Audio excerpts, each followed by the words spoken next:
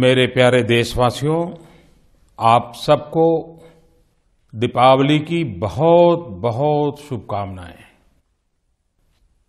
भारत के हर कोने में उत्साह और उमंग के साथ दीपावली का पर्व मनाया जाता है।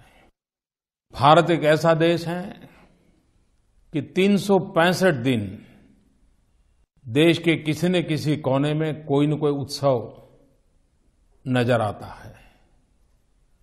दूर से देखने वाले को तो कभी यही लगेगा कि जैसे भारतीय जनजीवन ये उत्सव का दूसरा नाम है, और ये स्वाभाविक भी है। वेद काल से आज तक भारत में जो उत्सवों की परंपरा रही है, वे समयानुकूल परिवर्तन वाले उत्सव रहे हैं। काल बाह्य उत्सवों की परंपरा को समाप्त करने की हिम्मत हमने देखी है, और समय और समाज की मांग के अनुसार उत्सवों में बदलाव भी सहज रूप से स्वीकार किया गया है।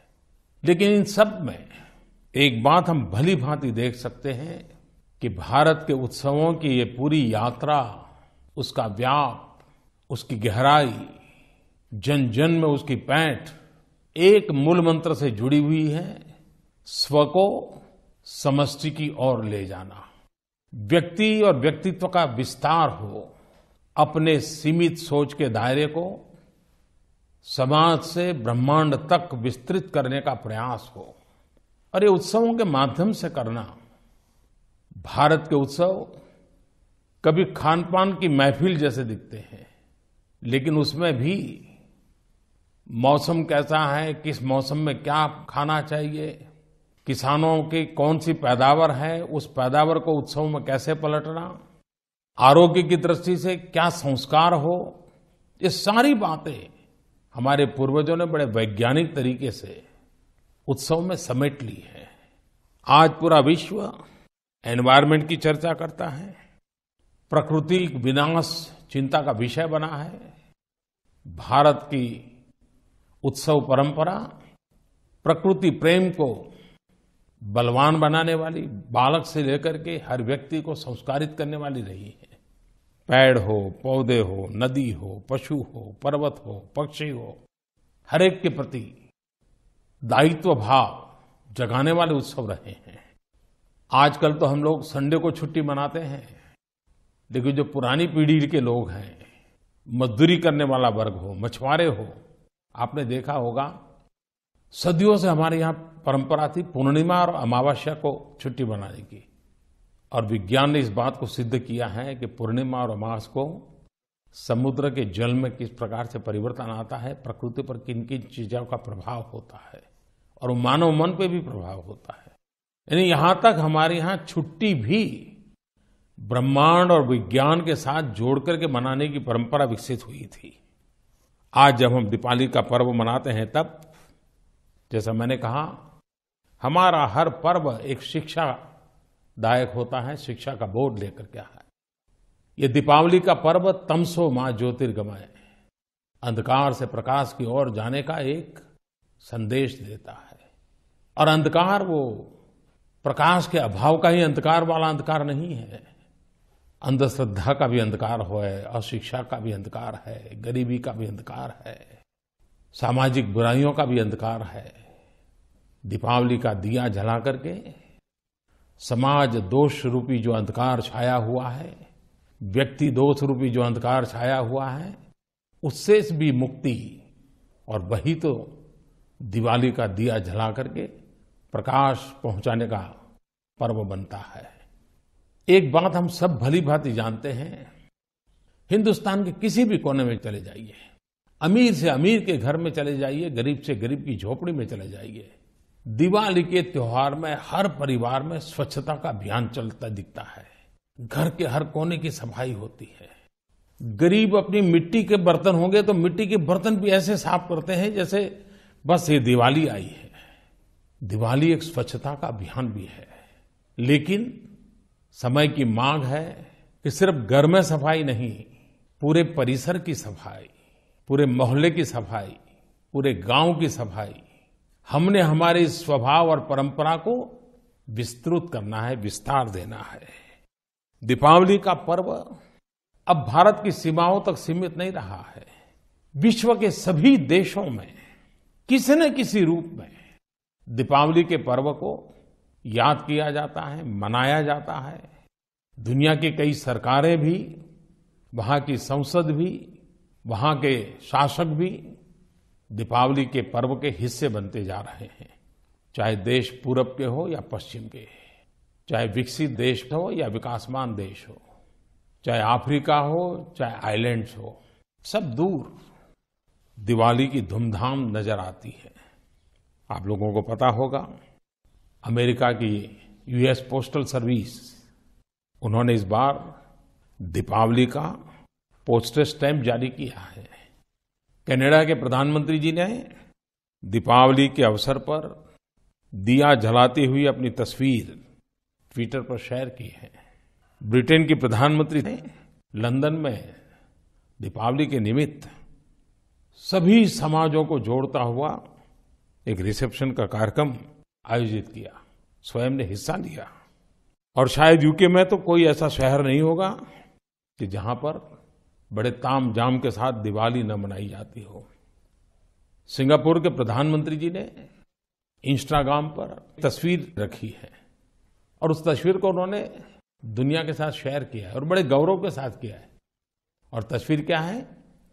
सिंगापुर पार्लियामेंट की 16 महिला एमपीज भारतीय साड़ी पहन करके पार्लियामेंट के बाहर खड़ी हैं और ये फोटो वायरल हुई है। और ये सब दिवाली के निमित्त किया गया है। सिंगापुर की तो हर गली मोहल्ले में इन दिनों दिवाली का जश्न मनाया जा रहा है। ऑस्ट्रेलिया के प्रधानमंत्री ने भारतीय समुदाय को दीपावली की शुभकामनाएं और ऑस्ट्रेलिया के विभिन्न शहरों में दीपावली के पर्व में हर समाज को जुड़ने के लिए आह्वान किया है। अभी न्यूजीलैंड के प्रधानमंत्री आए थे, उन्होंने मुझे कहा कि मुझे जल्दी इसलिए वापस जाना है कि मुझे वहां दिवाली के समारोह में शामिल होना है।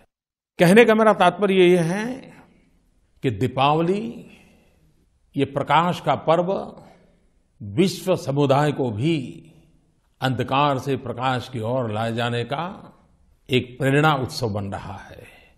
दीपावली के पर्व पर अच्छे कपड़े, अच्छे खान पान के साथ साथ पटाखों की भी बड़ी धूम मची रहती है और बालकों को, युवकों को बड़ा आनंद आता है। लेकिन कभी कभी बच्चे दुस्साहस भी कर देते हैं। कई पटाखों को इकट्ठा कर करके बड़ी आवाज करने की कोशिश में एक बहुत बड़े अकस्मात को निमंत्रण दे देते हैं। कभी ये भी ध्यान नहीं रहता है कि आसपास में क्या चीजें हैं, कहीं आग तो नहीं लग जाएगी। दीपावली के दिनों में अकस्मात की खबरें, आग की खबरें, अपमृत्यु की खबरें बड़ी चिंता कराती है। और एक मुसीबत ये भी हो जाती है कि दिवाली के दिनों में डॉक्टर भी बड़ी संख्या में अपने परिवार के साथ दिवाली मनाने चले गए होते हैं, तो संकट में और एक संकट जुड़ जाता है। मेरी खास करके माता पिता को, पेरेंट्स को, गार्डियंस को खास आग्रह है कि बच्चे जब पटाखे चलाते हो, बड़ों ने साथ खड़े रहना चाहिए, कोई गलती न हो जाए उसकी चिंता करनी चाहिए और दुर्घटना से बचना चाहिए। हमारे देश में दीपावली का पर्व बहुत लंबा चलता है। वो सिर्फ एक दिन का नहीं होता है। वो गोवर्धन पूजा कहो, भाई दूज कहो, लाभ पंचमी कहो और कार्तिक पूर्णिमा की प्रकाश पर्व तक ले जाइए तो एक प्रकार से एक लंबे कालखंड चलता है। इसके साथ साथ हम दीपावली का त्योहार भी मनाते हैं और छठ पूजा की तैयारी भी करते हैं। भारत के पूर्वी इलाके में छठ पूजा का त्योहार एक बहुत बड़ा त्योहार होता है। एक प्रकार से महापर्व होता है, 4 दिन तक चलता है। लेकिन उसकी एक विशेषता है, समाज को एक बड़ा गहरा संदेश देता है। भगवान सूर्य हमें जो देते हैं उससे हमें सब कुछ प्राप्त होता है। प्रत्यक्ष और परोक्ष भगवान सूर्य देवता से जो मिलता है उसका हिसाब अभी लगाना ये हमारे लिए कठिन है, इतना कुछ मिलता है। और छठ पूजा सूर्य की उपासना का भी पर्व है। लेकिन कहावत तो ये हो जाती है कि भाई दुनिया में लोग उगते सूरज की पूजा करते हैं। छठ पूजा एक ऐसा उत्सव है जिसमें ढलते सूरज की भी पूजा होती है। एक बहुत बड़ा सामाजिक संदेश है उसमें। मैं दीपावली के पर्व की बात कहूं, छठ पूजा की बात कहूं, ये समय है आप सबको बहुत बहुत शुभकामनाएं देने का। लेकिन साथ साथ मेरे लिए समय और भी है, खास करके देशवासियों का धन्यवाद करना है, आभार व्यक्त करना है। पिछले कुछ महीनों से जो घटनाएं आकार ले रही हैं, हमारे सुख चैन के लिए हमारे सेना के जवान अपना सब कुछ लुटा रहे हैं। मेरे भाव विश्व पर सेना के जवानों की, सुरक्षा बलों के जवानों की ये त्याग, तपस्या, परिश्रम मेरे दिल दिमाग पर छाया हुआ रहता है। और उसी में से एक बात मन में कर गई थी कि यह दिवाली सुरक्षा बलों के नाम पर समर्पित हो। मैंने देशवासियों के संदेश टू सोल्जर्स एक अभियान के लिए निमंत्रित किया। लेकिन मैं आज सर झुका करके कहना चाहता हूं, हिंदुस्तान का कोई ऐसा इंसान नहीं होगा जिसके दिल में देश के जवानों के प्रति जो अप्रतिम प्यार है, सेना के प्रति गौरव है, सुरक्षा बलों के प्रति गौरव है, जिस प्रकार से उसकी अभिव्यक्ति हुई है, ये हर देशवासी को ताकत देने वाली है। सुरक्षा बल के जवानों को तो हम कल्पना नहीं कर सकते, इतना हौसला बुलंद करने वाला आपका एक संदेश ताकत के रूप में प्रकट हुआ है। स्कूल हो, कॉलेज हो, छात्र हो, गांव हो, गरीब हो, व्यापारी हो, दुकानदार हो, राजनेता हो, खिलाड़ी हो, सिने जगत हो, शायद ही कोई बचा होगा जिसने देश के जवानों के लिए दिया न जलाया हो, देश के जवानों के लिए संदेश न दिया हो। मीडिया ने भी इस दीपोत्सव को सेना के प्रति आभार व्यक्त करने का अवसर में पलट दिया। और क्यों न करे, चाहे बीएसएफ हो, सीआरपीएफ हो, इंडो तिब्बतियन पुलिस हो, असम राइफल्स हो, जल सेना हो, थल सेना हो, नभसेना हो, कोस्ट गार्ड हो, मैं सबके नाम बोल नहीं पाता हूं, अनगिनत ये हमारे जवान किस किस प्रकार से कष्ट झेलते हैं। हम जब दिवाली मना रहे हैं, कोई रेगिस्तान में खड़ा है, कोई हिमालय की चोटियों पे, कोई उद्योग की रक्षा कर रहा है तो कोई एयरपोर्ट की रक्षा कर रहा है। कितनी कितनी जिम्मेवारियां निभा रहे हैं। हम जब उत्सव के मूड में हो, उसी समय उसको याद करें तो उस याद में भी एक नई ताकत आ जाती है, एक संदेश में सामर्थ्य बढ़ जाता है। और देश ने करके दिखाया। मैं सचमुच में देशवासियों का आभार प्रकट करता हूं। कईयों ने जिसके पास कला थी, कला के माध्यम से किया। कुछ लोगों ने चित्र बनाए, रंगोली बनाई, कार्टून बनाए। जो सरस्वती की जिन पर कृपा थी उन्होंने कविताएं बनाई। कईयों ने अच्छे नारे प्रकट किए। ऐसा मुझे लग रहा है कि जैसे मेरा नरेंद्र मोदी ऐप या मेरा माई गॉव, जैसे उसमें भावनाओं का सागर उमड़ पड़ा है। शब्द के रूप में, पीछे के रूप में, कलम के रूप में, रंग के रूप में, अनगिनत प्रकार की भावनाएं। मैं कल्पना कर सकता हूं मेरे देश के जवानों के लिए कितना गर्व का एक पल है। संदेश टू सोल्जर्स, इस हैशटैग पर इतनी सारी चीजें आई हैं प्रतीकात्मक रूप में। मैं श्रीमान अश्विनी कुमार चौहान ने एक कविता भेजी है, उसे पढ़ना पसंद करूंगा। अश्विनी जी ने लिखा है, मैं त्योहार मनाता हूं, खुश होता हूं, मुस्कुराता हूं। मैं त्योहार मनाता हूं, खुश होता हूं, मुस्कुराता हूं। ये सब है क्योंकि तुम हो। ये तुमको आज बताता हूं। मेरी आजादी का कारण तुम खुशियों की सौगात हो। मैं चैन से सोता हूं क्योंकि मैं चैन से सोता हूं क्योंकि तुम सरहद पर तैनात हो। शीश झुकाए पर्वत अंबर और भारत का चमन तुम है। शीश झुकाए पर्वत अंबर और भारत का चमन तुम है। उसी तरह से नानी मेरा भी है, शत शत नमन तुम है। उसी तरह से नानी मेरा भी है, शत शत नमन तुम है। मेरे प्यारे देशवासियों, जिसका मायका भी सेना के जवानों से भरा हुआ है और जिसका ससुराल भी सेना के जवानों से भरा हुआ है, ऐसी एक बहन शिवानी ने मुझे एक टेलीफोन मैसेज दिया। आइए हम सुनते हैं फौजी परिवार क्या कहता है। नमस्कार प्रधानमंत्री जी, मैं शिवानी मोहन बोल रही हूँ। इस दीपावली पर जो संदेश टू सोल्जर्स अभियान शुरू किया गया है, उससे हमारे फौजी भाइयों को बहुत ही प्रोत्साहन मिल रहा है। मैं एक आर्मी फैमिली से हूँ। मेरे पति भी आर्मी ऑफिसर हैं। मेरे फादर और फादर इन लॉ दोनों आर्मी ऑफिसर्स रह चुके हैं, तो हमारी तो पूरी फैमिली सोल्जर से भरी हुई है।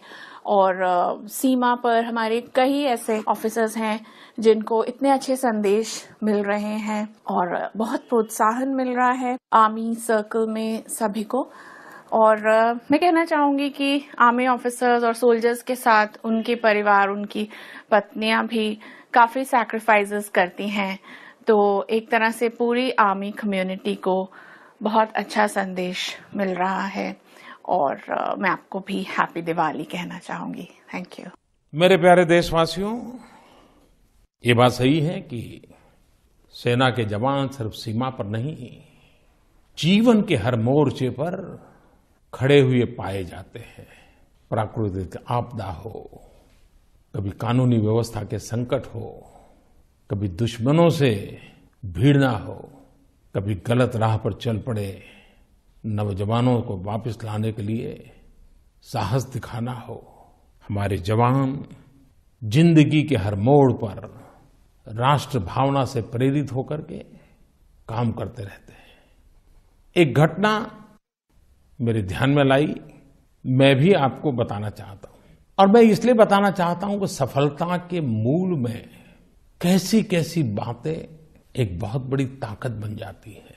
आपने सुना होगा, हिमाचल प्रदेश खुले में शौच से मुक्त हुआ, ओपन डेफिकेशन फ्री हुआ। पहले सिक्किम प्रांत हुआ था, अब हिमाचल भी हुआ। 1 नवंबर को केरल भी होने जा रहा है। लेकिन ये सफलता क्यों होती है? कारण मैं बताता हूं। देखिए, सुरक्षा बलों में हमारा एक आईटीबीपी का जवान श्री विकास ठाकुर, वो मूल तो हिमाचल के सिरमौर जिले के एक छोटे से गांव से हैं। उनके गांव का नाम है बधाना।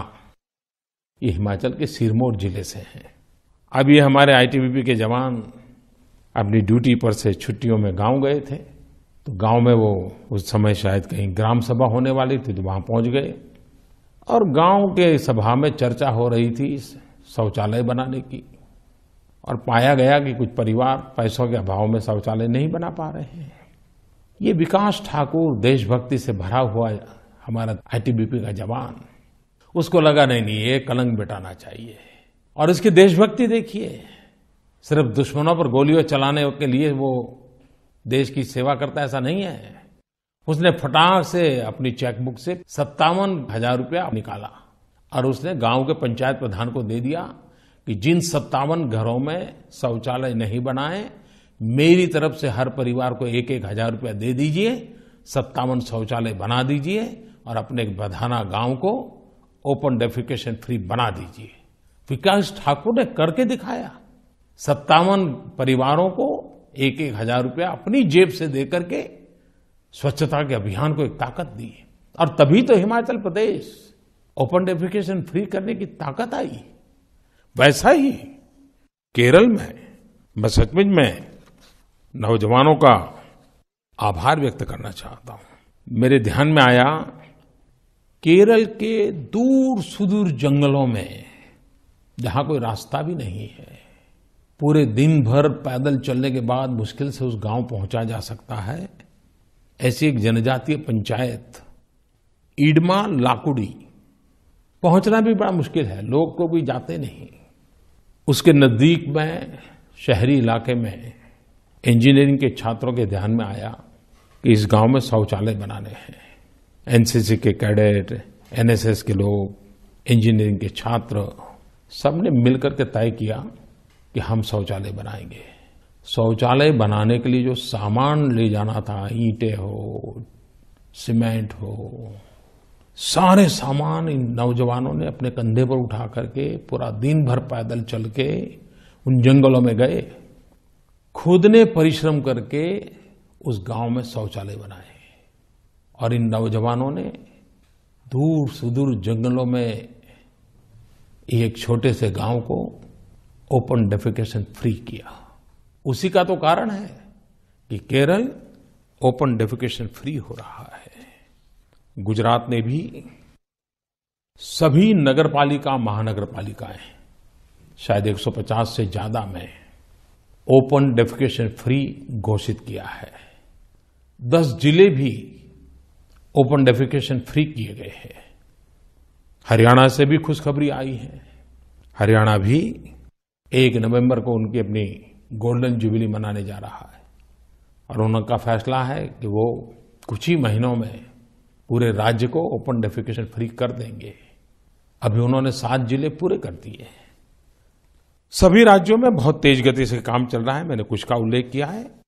मैं इन सभी राज्य के नागरिकों को इस महान कार्य के अंदर जुड़ने के लिए, देश से गंदगी रूपी अंधकार मिटाने के काम में योगदान देने के लिए हृदय से बहुत बहुत अभिनंदन देता हूं। मेरे प्यारे देशवासियों, सरकार में योजनाएं तो बहुत होती है और पहली योजना के बाद उसी के अनुरूप दूसरी अच्छी योजना आए तो पहली योजना छोड़नी होती है, लेकिन आमतौर पर इन चीजों पर कोई ध्यान नहीं देता है। पुराने वाली योजना भी चलती रहती है, नए वाली भी योजना चलती रहती है और आने वाली योजना का इंतजार भी होता रहता है। ये चलता रहता है। हमारे देश में जिन घरों में गैस का चूल्हा हो, जिन घरों में बिजली हो, ऐसे घरों को केरोसिन की जरूरत नहीं है। लेकिन सरकार में कौन पूछता है? केरोसिन भी जा रहा है, गैस भी जा रहा है, बिजली भी जा रही है और फिर बिचौलियों को तो मलाई खाने का मौका मिल जाता है। मैं हरियाणा प्रदेश का अभिनंदन करना चाहता हूं कि उन्होंने एक बीड़ा उठाया है हरियाणा प्रदेश को केरोसिन मुक्त करने का। जिन जिन परिवारों में गैस का चूल्हा है, जिन जिन परिवारों में बिजली है, आधार नंबर से उन्होंने वेरीफाई किया और अब तक मैंने सुना है कि 7 या 8 जिले केरोसिन फ्री कर दिए, केरोसिन मुक्त कर दिए। जिस प्रकार से उन्होंने इस काम को हाथ में लिया है, पूरा राज्य, मुझे विश्वास है कि बहुत ही जल्द केरोसिन फ्री हो जाएगा। कितना बड़ा बदलाव आएगा। चोरी भी रुकेगी, पर्यावरण का भी लाभ होगा, हमारी फॉरेन एक्सचेंज की भी बचत होगी और लोगों की सुविधा भी बढ़ेगी। हाँ, तकलीफ होगी तो बिचौलियों को होगी, बेईमानों को होगी।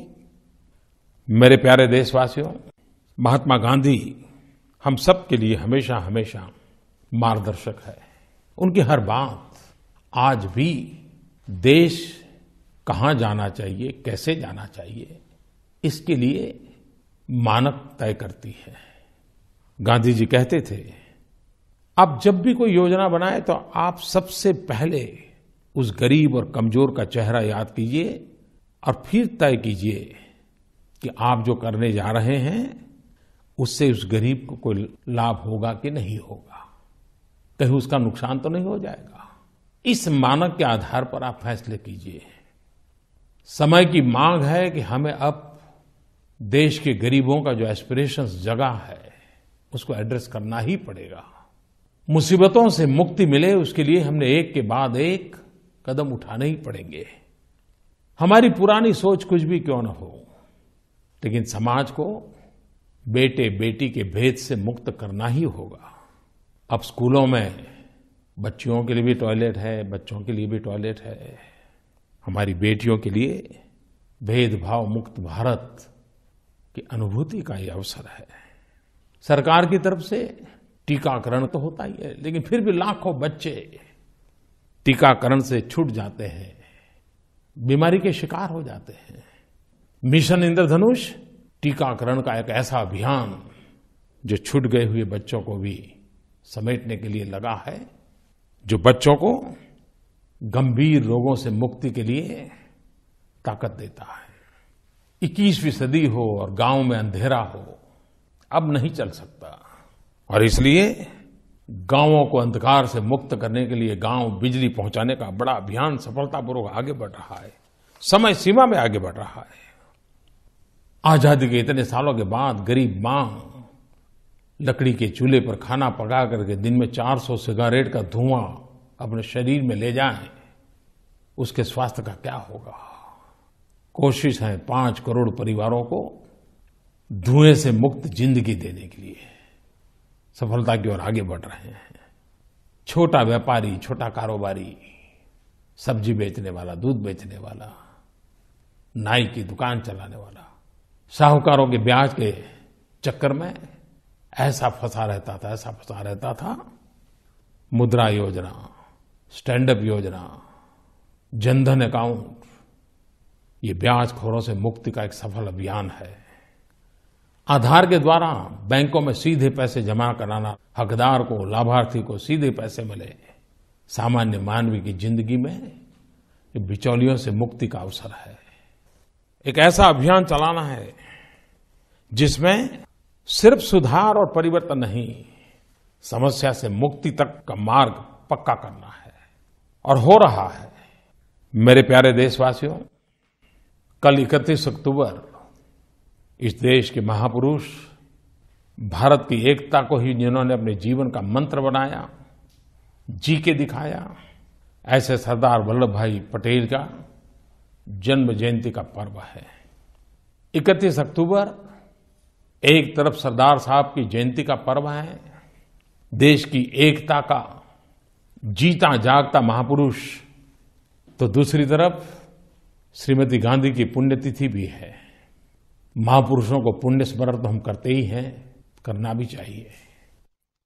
लेकिन पंजाब के एक सज्जन का फोन, उनकी पीड़ा मुझे भी छू गई। प्रधानमंत्री जी नमस्कार। सर, मैं जसदीप बोल रहा हूँ पंजाब से। सर, जैसा कि आप जानते हैं कि 31 तारीख को सरदार पटेल जी का जन्मदिन है। सरदार पटेल वो शख्सियत ने जिन्होंने अपनी सारी जिंदगी देश ਨੂੰ जोड़न ਲਈ बिता ਦਿੱਤੀ एंड वो इस मुहिम विच आई थिंक सफल भी हुए। He brought everybody together. We call it irony और वी कॉल इट एक बुरी किस्मत कहें देश की कि उसी दिन इंदिरा गांधी जी की हत्या भी हो गई। एंड जैसा हम सबको पता है कि उनकी हत्या के बाद देश में कैसे इवेंट्स हुए। तो सर, मैं ये कहना चाहता था कि हम ऐसे दुर्भाग्यपूर्ण जो इवेंट्स होते हैं, जो घटनाएं होती हैं, इनको कैसे रोक सकते हैं? मेरे प्यारे देशवासियों, ये पीड़ा एक व्यक्ति की नहीं है।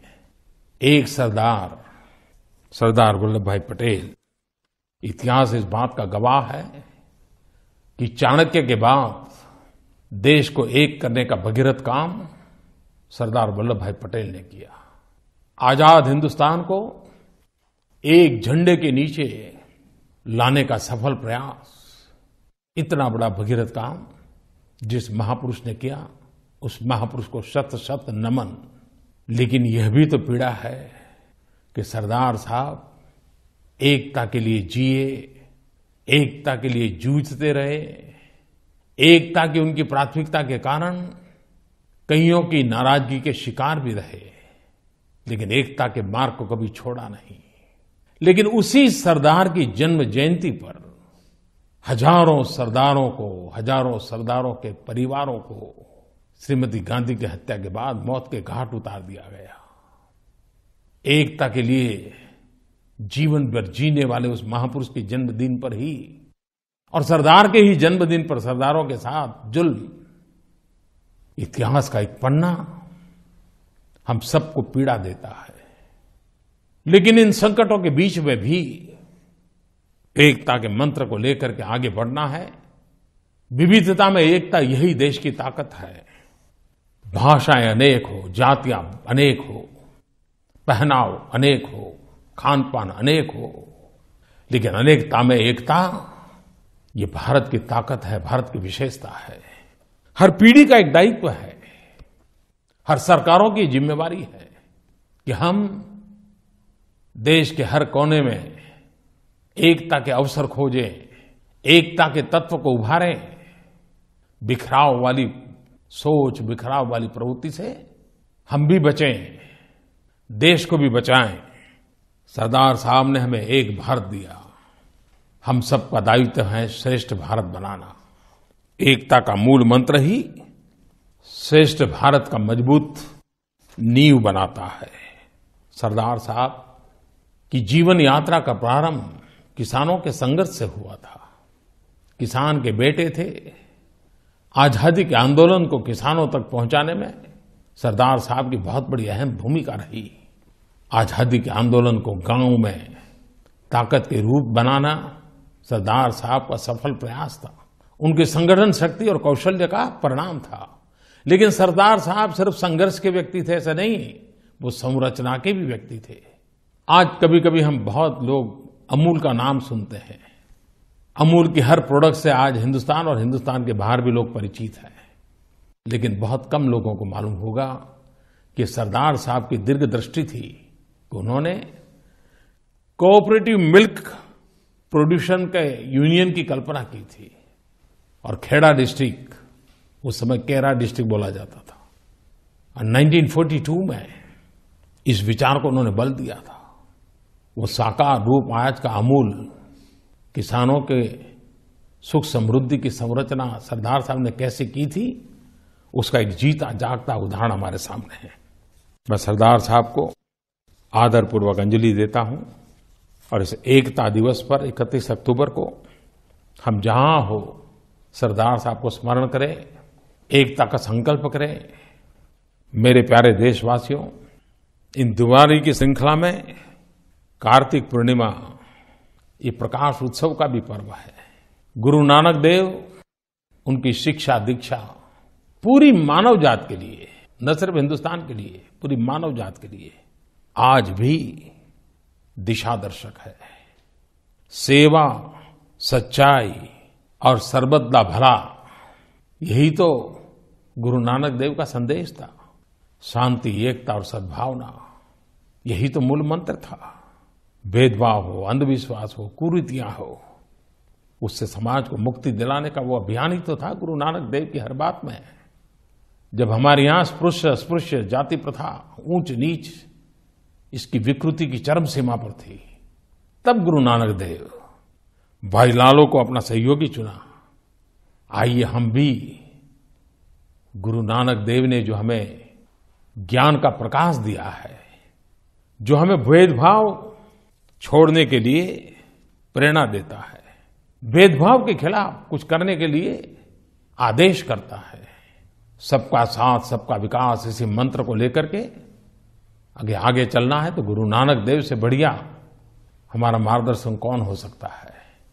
मैं गुरु नानक देव को भी इस प्रकाश उत्सव आ रहा है तब अंतर्मन से प्रणाम करता हूं।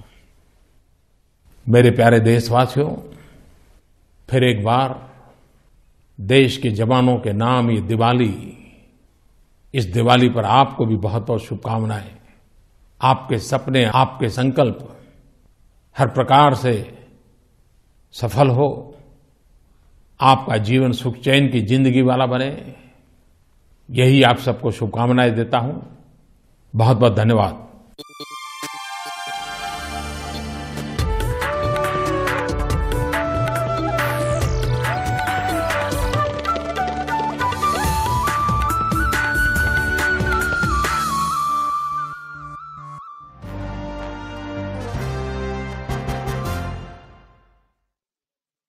नमस्कार, मैं हूं चंद्रशेखर जोशी। तो अभी आप सुन रहे थे प्रधानमंत्री की मन की बात। प्रधानमंत्री ने जहां दीपावली की बधाइयां देश को दी, दीपावली को याद किया, प्रधानमंत्री ने छठ पूजा को याद किया, साथ ही प्रधानमंत्री